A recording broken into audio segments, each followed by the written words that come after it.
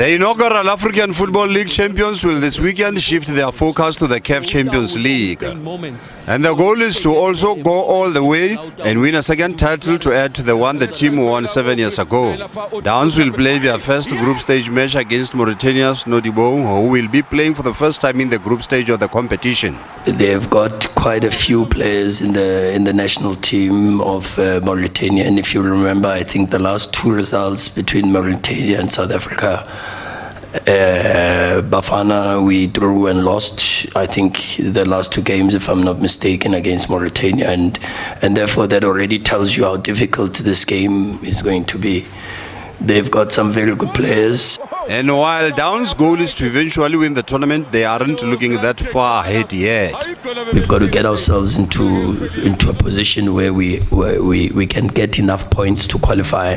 History already tells us that there's a team that needed 4 points to get into the quarterfinals of the Champions League. I'm not so sure that when I look at our group, 4 points will be enough. So we've set the number one first target is to get to the quarterfinals, and that's the focus that we have at the moment.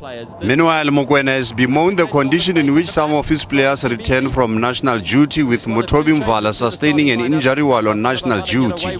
I'm a bit disappointed because Mudiba comes back with an injury, and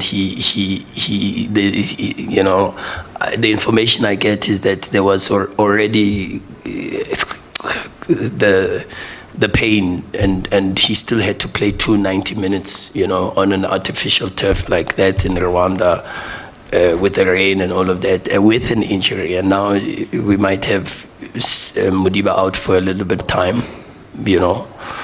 Toby now comes back also from Bafana with an injury.